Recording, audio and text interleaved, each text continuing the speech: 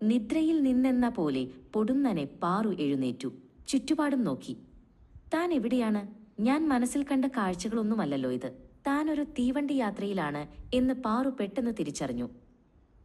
അപ്പോൾ ഇത്ര നേരവും താൻ കണ്ടതെല്ലാം പഴയകാലത്തെ ഓർമ്മകളായിരുന്നുവോ? പാറുവിന് വിശ്വസിക്കാൻ പ്രയാസമായി. ചുറ്റുപാടും ഒന്നുകൂടി നിരീക്ഷിച്ചപ്പോൾ അവൾക്ക് വിശ്വസിക്കാതിരിക്കാൻ കഴിഞ്ഞില്ല. അതെ, ഇത്ര നേരവും താൻ അനുഭവിച്ചതെല്ലാം ആ പഴയ ഓർമ്മകളായിരുന്നു. ആ 6 വയസ്സുകാരി പാറുവിൽ നിന്ന് 26കാരി പാർവതിയിലേക്ക് വളരെയധികം ദൂരം സഞ്ചരിക്കേണ്ടി വന്നു. അച്ഛന്റെയും അമ്മയുടെയും തണലിൽ ചേട്ടന്റെ പരിലാളനയിൽ കഴിഞ്ഞിരുന്ന ഒരു തനി നാട്ടിൻപുറത്തുകാരിയല്ല താൻ ഇന്ന്. ഇന്ന് ഡൽഹിയിൽ എംബസിയിലെ ഒരു ഉദ്യോഗസ്ഥയാണ് താൻ. പക്ഷെ മനസ്സുകൊണ്ട് താൻ ഇന്നും ആ 6 വയസ്സുകാരി പാറു തന്നെയാണ്. കാലം തന്റെ ജീവിതത്തിൽ പല മാറ്റങ്ങൾ വരുത്തിയെങ്കിലും ആ പഴയ ഓർമ്മകൾ താൻ അറിയാതെ മനസ്സിന്റെ ഏതോ കോണിൽ ഉറങ്ങിക്കിടന്നിരുന്നു. ആ ഓർമ്മകളാണ് ഇന്നത്തെ ജീവിത സാഹചര്യത്തിലും താൻ അറിയാതെ ഉയർത്തെഴുന്നേറ്റു വരുന്നത്. അതെ, പാറുവിന് ആ ജീവിതം വിട്ട് വേറൊരു ജീവിതമില്ല.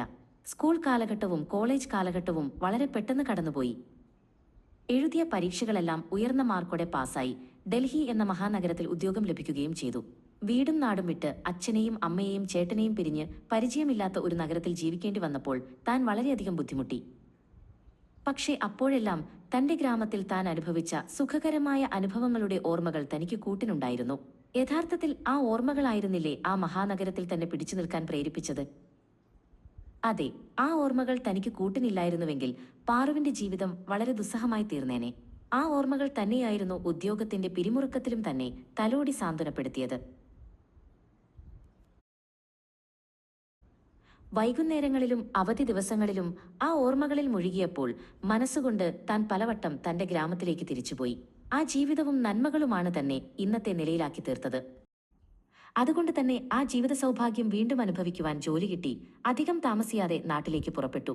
തീവണ്ടിയിൽ കയറിയ ഉടനെ തന്നെ ആ ജീവിത സൗഭാഗ്യങ്ങൾ ഓരോന്നായി മനസ്സിലേക്ക് എരച്ചു കയറി. കുട്ടിയായിരുന്നപ്പോൾ തീവണ്ടി യാത്ര ആസ്വദിച്ചിരുന്ന പാറുവിന് ഇന്ന് ആ യാത്ര ഒട്ടും രസകരമായി തോന്നിയില്ല. മനസ്സ് മുഴുവനും തന്റെ നാടും വീടുമായിരുന്നു. അച്ഛനെയും അമ്മയെയും ചേട്ടനെയും എന്നുവേണ്ട തന്റെ ഗ്രാമത്തിൽ വളർന്നു നിൽക്കുന്ന ഓരോ പുൽക്കൊടിയെയും വീണ്ടും കാണുന്നതിനുള്ള അടങ്ങാത്ത ആഗ്രഹമായിരുന്നു മനസ്സ് നിറയെ. തീവണ്ടിക്ക് വേഗത തീരെ കുറവാണെന്ന് പോലും പാറുവിന് തോന്നിപ്പോയി.